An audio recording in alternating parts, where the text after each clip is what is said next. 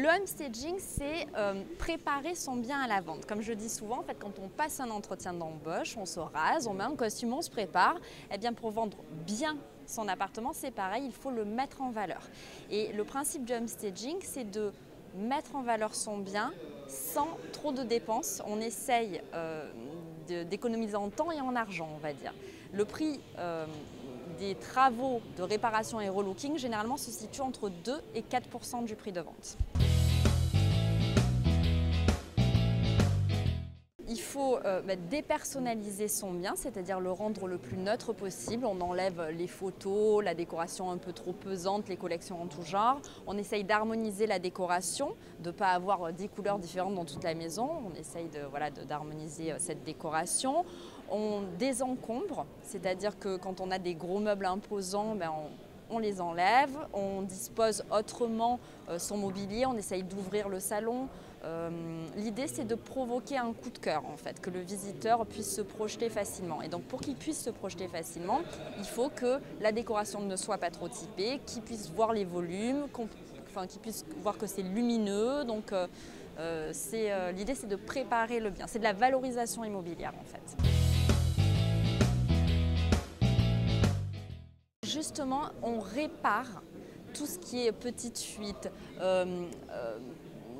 interrupteurs qui ne s'allument plus, prises décelées. L'idée, en fait, c'est de réparer justement tous les signes de vieillissement auxquels on s'habitue quand on est propriétaire. Le visiteur, lui, va remarquer tout de suite tous ces défauts. Donc, première étape dans le home staging, déjà, on répare.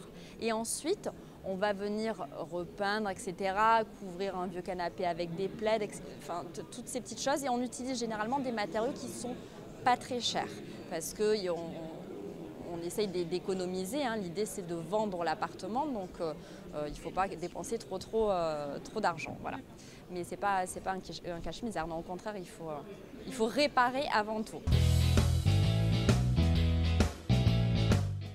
Le home staging, ça n'est pas de la décoration, donc on ne part pas dans des univers un petit peu concept ou très archi. Non, on essaye de rester quand même assez neutre et basique parce que c'est de la valorisation immobilière. L'idée, c'est de toucher le plus grand nombre. Ce n'est pas de faire de la décoration pour de la décoration.